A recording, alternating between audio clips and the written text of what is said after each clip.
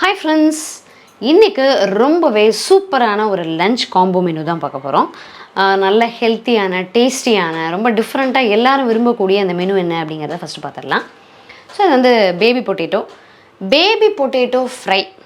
அதுக்கு நல்ல காம்பினேஷன், ஏன் அது வந்து எல்லாத்துக்குமே நல்ல காம்பினேஷன், பட் இன்னும் சூப்பராக அதுக்கு பொருந்தும் அப்படின்னு பார்த்தீங்கன்னா காரக்குழம்பு வெரைட்டிஸ் எல்லாத்துக்குமே பொருந்தும். ஸோ இன்றைக்கி காரக்குழம்பு தான், அரைச்சி விட்ட காரக்குழம்பு. அதுக்கு தேவையான அளவுக்கு வெங்காயம், சின்ன வெங்காயம், கொஞ்சம் பூண்டு, தக்காளி அதெல்லாம் எடுத்து வச்சுருக்கேன். வாழைத்தண்டு பச்சடி. ஸோ இது நல்ல காம்பினேஷன், இந்த வாழைத்தண்டு பச்சடி, காரக்குழம்பு, பேபி பொட்டேட்டோ ஃப்ரை. ரைஸ் வந்து ஒயிட் ரைஸ்க்காக ஊற வச்சுருக்கேன். இப்போ நம்ம ஃபஸ்ட்டு என்ன பண்ணிடலாம் அப்படின்னா, முதல் வேலையாக அந்த சாப்பாடை வந்து வச்சுருவோம் குக்கரில்.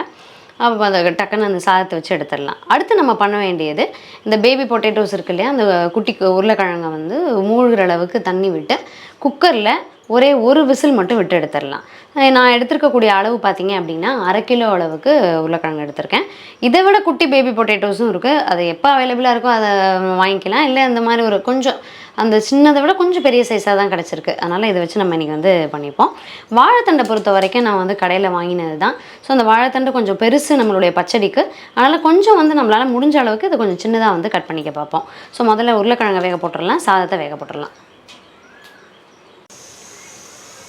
ஃப்ரெண்ட்ஸ், இப்போ உருளைக்கிழங்கை வந்து வேக வச்சாச்சு, அதை வந்து உரிக்க ஆரம்பிச்சிருக்கேன். இதில் ரொம்ப நம்ம கரெக்டாக செய்ய வேண்டியது, ஒரு சவுண்டு அதுக்கு மேலே விட்டோம் அப்படின்னா குழையறதுக்கு வாய்ப்பு இருக்குது. ஒரு சவுண்டை விட்டு ஒரு நிமிஷம் கழித்து ப்ரெஷரை எடுத்து விட்டுட்டு நம்ம வந்து இந்த உருளைக்கிழங்கை இந்த மாதிரி தண்ணி வடியை விட்டு உரிச்சு வச்சிடலாம். இப்போ இது கூட நான் என்ன ஆட் பண்ணியிருக்கேன்னு பார்த்தீங்கன்னா, கொஞ்சம் தேவையான அளவுக்கு உப்பும் மஞ்சள் பொடியும் சேர்த்து தான் வந்து வேக வச்சுருக்கேன். ஸோ அப்படியே இதில் வந்து எல்லா உருளைக்கிழங்கையும் நம்ம இந்த மாதிரி தோலை உரிச்சு ரெடியாக எடுத்து வச்சுருவோம். சூடாக இருக்குது, கொஞ்சம் அப்படியே லைட்டாக ஆறட்டும். வாழைத்தண்டு வந்து கொஞ்சம் ஓரளவுக்கு தான் நம்மளால் கட் பண்ண முடியுது, ரொம்ப மண்டையாக இருக்குது அப்படின்னு சொல்ல முடியாது. முடிஞ்ச அளவுக்கு சின்னதாக கட் பண்ண பார்க்கலாம். இன்னொன்று என்ன விஷயம் அப்படின்னா, இப்போ வாழைத்தண்டு என்கிட்ட வந்து அருவாமனையே கிடையாது, நான் வந்து கத்தியில் மட்டும்தான் கட் பண்ணுறேன். அருவாமனையில் இருக்கும்போது எங்கள் அம்மாலாம் என்ன செய்வாங்கன்னா, இப்படி கட் பண்ணி அந்த நாரை வந்து இப்படி கையில் விரலை சுற்றி கட் பண்ணுவாங்க. பட் என்னை வந்து இதில் கத்தி தாங்கும்போது எனக்கு எவ்வளோ தூரம் அந்த மாதிரி நம்ம ஃபுல்லாக வாழைத்தண்டு வாங்கினா என்னால் எவ்வளோ தூரம் கட் பண்ண முடியும் அப்படிங்கிறது தெரியல. ஸோ அதனால தான் நான் இந்த எப்போதுமே வாழைத்தண்டை பொறுத்த வரைக்கும் கடையில் கட் பண்ணி வைக்கிறதே நான் வாங்கிக்கிறேன். அதனால் இதை முடிஞ்ச அளவுக்கு சின்னதாக கட் பண்ணி பார்ப்போம். வாழைத்தண்டு பச்சடிக்கு வந்து நம்ம வாழைத்தண்டை ஃபுல்லாக கட் பண்ணதுக்கப்புறமா தேங்காய் இருக்குது இல்லையா, இந்த தேங்காய் நமக்கு வந்து அரைச்சி விட்ட குழம்புக்கும் வேணும், வாழைத்தண்டு பச்சடிக்கும் வேணும். ஸோ பாதி நம்ம வந்து யூஸ் பண்ணிக்கலாம். குழம்புக்கு கொஞ்சம் கம்மியாகவும் வாழைத்தண்டு பச்சடிக்கு நிறையாவும் யூஸ் பண்ணிக்கிறதுக்கு இதை போட்டு மிக்சியில் நல்லா கீனிட்டு ஒரு ஓட்டு எடுத்து வச்சுப்போம். சாப்பாடு வந்து ஆஃப் பண்ணியாச்சு, சாதம் வந்து ரெடி ஆகிடுச்சு. ஸோ இங்கே நான் வந்து எல்லா உருளைக்கிழங்கையுமே உரிச்சு எடுத்துட்டேன். ரொம்ப கொதிக்க உருளைக்கிழங்கு இருக்கும்போது, இது நிறைய பேருக்கு தெரியும், ரெகுலராக செய்கிறவங்களுக்கு. புதுசாக இப்போ தான் வீடியோ பார்க்குறோம் அப்படிங்கிறவங்களுக்கு இது கொஞ்சம் ஒரு டிப்ஸாக எடுத்துக்கலாம். தண்ணியில் நீங்கள் கொஞ்சம் போட்டுட்டீங்க உருளைக்கிழங்கு அப்படின்னா, பச்சை தண்ணியில் தோல் உரிக்கிறதுக்கு ஈஸியாக இருக்கும். இல்லாட்டி நம்ம கையிலேருந்து உரிக்கிறது ரொம்ப சிரமம். ஸோ அந்த மாதிரி உருளைக்கிழங்கை வந்து உரிச்சு எடுத்ததுக்கப்புறமா ஒரு முள்கரண்டி, ஒரு ஃபோர்க் எடுத்து இதில் வந்து நம்ம அப்படியே குத்திக்கலாம் ஒவ்வொரு உருளைக்கிழங்குலையும். ஸோ நீங்கள் வந்து அதை ஹாஃப் ஆக்கிடக்கூடாது, கொஞ்சம் ஓரளவுக்கு அப்படி கொஞ்சம் நல்லா வெந்திருந்தது. ரொம்ப குட்டி கிழங்குனா கொஞ்சம் வெந்திருக்கும், அது ஆஃப் ஆனால் அப்புறம் பரவாயில்ல, வேறு என்ன செய்கிறது. இந்த மாதிரி வந்து குத்தி மட்டும் எடுத்துக்கோங்க. அப்போ தான் நம்ம அதில் ஏதாவது நம்ம மசாலா போடுறோம் அப்படின்னா உள் வரைக்கும் அது சேரும். கொஞ்சம் கேப் இருந்தால் அது உள்ளே வரைக்கும் போகும், ஆயில் எல்லாம் போய் உள்ளே வந்து அது அப்படியே ஃப்ரை ஆகும். ஸோ இந்த மாதிரி குத்தி மட்டும் ஒரு தடவை மட்டும் குத்தி எடுத்துக்கலாம். இப்போ இதில் என்னென்னலாம் மசாலா ஆட் பண்ண போகிறேங்கிறத நான் சொல்கிறேன். இப்போ வந்து அதே வாழைத்தண்டை வந்து குட்டி குட்டியாக அப்பப்போ நறுக்கிட்டு இருக்கேன். இதை நறுக்கி முடிச்சதுக்கப்புறமா நம்ம வந்து குழம்புக்கு ரெடி பண்ண ஆரம்பிக்கலாம்.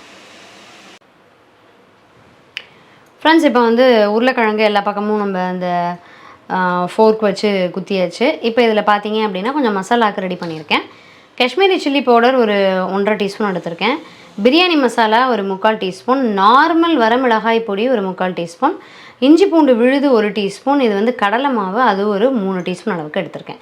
இப்போ நம்ம என்ன பண்ணிடலாம்னா, லைட்டாக இதில் வந்து கொஞ்சம் தண்ணி ஊற்றி கொஞ்சம் லைட்டாக பசரி இந்த உருளைக்கிழங்கு அதில் வந்து மிக்ஸ் பண்ணிவிட்டு அப்படியே எண்ணெய் கொஞ்சம் கூட வச்சு இதை அப்படியே ரோஸ்ட் பண்ணி அப்படியே எடுக்க வேண்டியது தான்.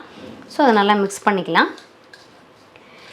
எப்போதுமே இந்த மாதிரி உருளைக்கிழங்கோ வாழைக்காய் எந்த மாதிரி நம்ம வந்து ரோஸ்ட் பண்ணணும்னு நினச்சாலும் ஒரு நல்ல அடி கனமான வானலியில் அப்படியே கொஞ்சம் நிறைய எண்ணெய் விட்டு, எண்ணெய் வந்து நம்ம அதில் யோசிக்கக்கூடாது. அந்த டேஸ்ட் வேணும் அப்படின்னா எண்ணெய் வந்து யோசிக்கவே கூடாது.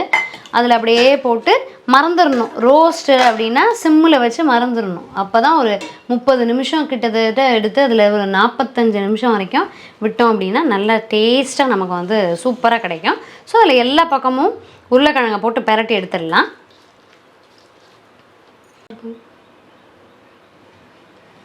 சின்ன வெங்காயம், பூண்டு, பெரிய வெங்காயம் எல்லாத்தையுமே வந்து தண்ணியில் போட்டு வச்சுருக்கேன். இந்த தோல் உரிக்கிறதுக்கு வந்து ஈஸியாக இருக்கும்.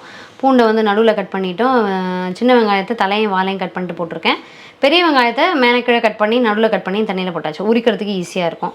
ஸோ இப்போ நான் வந்து நம்ம மிக்ஸ் பண்ணி வச்சுருந்த அந்த மசாலாவை அந்த உருளைக்கிழங்கு எல்லாத்துலேயும் போட்டு ஒரு 10 நிமிஷம் அப்படியே வச்சுட்டேன்.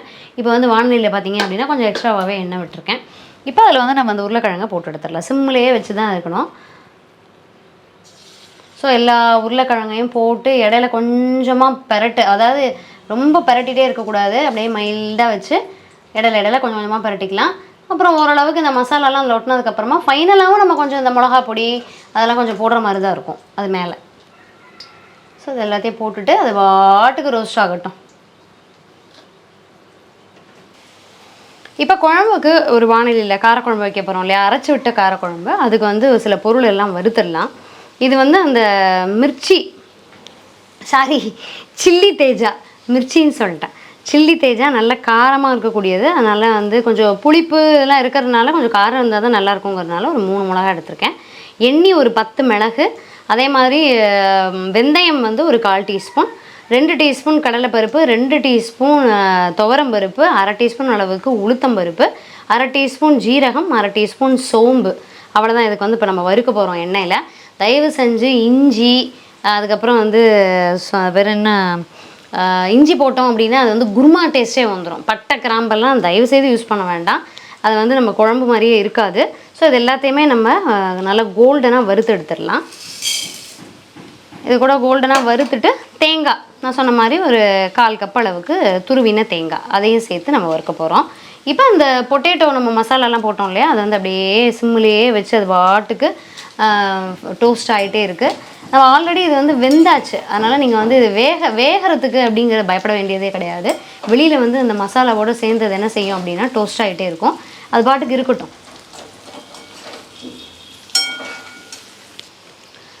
பருப்பு, மிளகா, நான் சொன்ன எல்லா இன்க்ரீடியன்ஸையும் வறுத்து நல்லா கோல்டனாக எடுத்து வச்சாச்சு. இப்போ அதே வானலியில் ஒரு 3 டீஸ்பூன் அளவுக்கு வர கொத்தமல்லி போட்டிருக்கேன். ஒரு 1 டீஸ்பூன் அளவுக்கு வெள்ளை எள்ளு.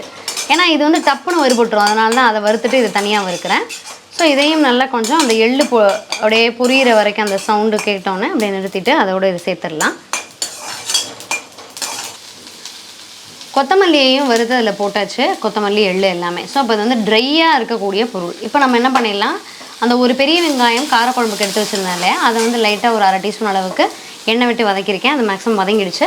இப்போ அந்த ஒரே ஒரு நல்ல பழுத்த நாட்டு தக்காளி அதையும் அதோடு சேர்த்து நல்லா வதக்கிடலாம். ஒரு 1/4 கப் அளவுக்கு நம்ம வந்து துருவுனா 1/4 கப்பு வர அளவுக்கு கூடிய தேங்காய் அதை வந்து நான் கீனி இருக்கேன், அதையும் வந்து இதோடு சேர்த்து அப்படியே வதக்கிக்குவோம். இது நல்லா வதங்கினதுக்கப்புறமா நம்ம என்ன செய்வோம் அப்படின்னா, மிக்ஸி ஜாரில் இதை வந்து ஃபஸ்ட்டு அரைச்சிட்டு நல்லா வந்து எல்லாமே மசீர அளவுக்கு அரைச்சிட்டு அதுக்கப்புறமா அதோடு சேர்த்து நம்ம இந்த வெட்டான பொருளையும் ஈரமாக இருக்கக்கூடிய அந்த கலவையும் அரைக்கணும். குழம்புக்கு அதே வானலியில் ஒரு 1/2 டீஸ்பூன் நார்மல் எண்ணெய் விட்டு சின்ன வெங்காயம், பூண்டு, கருவேப்பிலை மட்டும் வதக்கியிருக்கேன். இப்போ வந்து நம்ம அரைக்க வேண்டிய பொருள் எல்லாத்தையும் அரைச்சாச்சு. ஃபஸ்ட்டு நான் சொன்ன மாதிரி ட்ரையாக இருக்க வேண்டியதை அரைச்சிட்டு அது நல்லா பொடியானதுக்கப்புறமா வதக்கி வச்சுருந்த வெங்காயம், தக்காளி, தேங்காய் எல்லாத்தையும் போட்டு அரைச்சாச்சு. இப்போ இதை வந்து நம்ம அதில் விட்டுருவோம். இதை ஊற்றிட்டு தேவையான அளவுக்கு உப்பு போட்டுக்கலாம். காரம் பத்தலை அப்படின்னா காஷ்மீரி சில்லி பவுடரோ அல்லது வரமிளகாய் பொடியோ சேர்த்துக்கலாம். ஸோ இப்போ வந்து இதில் நம்ம ஆட் பண்ணிடுவோம். தேவையான அளவுக்கு தண்ணியும் விட்டுக்கலாம். ஸோ இதுதான் வந்து அரைச்சி விட்ட காரக்குழம்பு. ஃப்ரெண்ட்ஸ், சமையல் முடிச்சாச்சு. ஸோ சாதம் ரெடி ஆகிடுச்சு. காரக்குழம்பு பார்த்திங்க அப்படின்னா கொதிக்க ஆரம்பிச்சிருச்சு. இந்த ஸ்டேஜில் இதை வந்து ஆஃப் பண்ணிடலாம். இது நல்லா நிறையா குவான்டிட்டி வரும், நிறைய சாதத்துக்கு வந்து இது செல்லுபடி ஆகும். அப்படியே பேபி பொட்டேட்டோ பார்த்திங்க அப்படின்னா சூப்பராக அப்படியே டோஸ்ட் ஆகி ரெடியாக இருக்குது. அப்படியே கலர் பார்த்திங்கன்னா செம்மையாக இருக்குது. அப்படியே ஒன்று ஒன்றா முழுசாக எடுத்து சாப்பிட்டுக்கலாம். அதுலேயும் அந்த டோஸ்டான ஏரியாலாம் பார்த்திங்க அப்படின்னா சூப்பராக இருக்கும். அப்படியே இந்த ஊரெல்லாம் எண்ணெயிலேயே அப்படியே டோஸ்ட்டாக இருக்குது. ஏன்னா இது வேக வச்சு நம்ம டோஸ்ட் பண்ணது. ஸோ அதனால் அது டேஸ்ட்டே ரொம்ப நல்லாயிருக்கும். இப்போ வாழைத்தண்டை பொறுத்த வரைக்கும் அதில் வந்து தேங்காவை துருவி போட்டிருக்கேன், தேவையான அளவுக்கு உப்பு போட்டிருக்கேன், பச்சை மிளகா போட்டிருக்கேன். எப்போ சாப்பிட போகிறோமோ அந்த டயத்தில் நம்ம வந்து தயிர் ஊற்றிக்கலாம். ஸோ அருமையான இந்த காம்போ சமையலை நீங்களும் ட்ரை பண்ணி பாருங்கள். கம்ப்ளீட்டாக ஒரு டிஃப்ரெண்ட்டான ஒரு காம்போ. ஒயிட் ரைஸு, காரக்குழம்பு, அதுவும் அரைச்சி விட்ட காரக்குழம்பு, வெறும் சின்ன வெங்காயமும் பூண்டு மட்டும்தான் நமக்கு வாய்க்க முடியும், மற்ற எல்லாமே அரைச்சி விட்டாச்சு. ஸோ எல்லா வகையான ஸ்பைசஸும் நம்ம வீட்டிலையே சேர்த்து அரைச்சது, அதனால் அந்த மனமே வந்து ரொம்ப சூப்பராக இருக்கும், டேஸ்டியாக இருக்கும். ஆமாம், கண்டிப்பாக வந்து ட்ரை பண்ணி பாருங்கள். ஸோ சாட்டர்டே சண்டே லீவில் வந்து கம்பல்சரி ட்ரை பண்ணிக்கலாம். அதே மாதிரி பேபி பொட்டேட்டோ ரோஸ்ட்டும் ரெடி ஆகிடுச்சு. ட்ரை பண்ணி பார்த்துட்டு எப்படி இருந்ததுன்னு சொல்லுங்கள். இன்னும் ஒரு நல்ல அருமையான வீடியோவில் சந்திக்கலாம். தேங்க்யூ.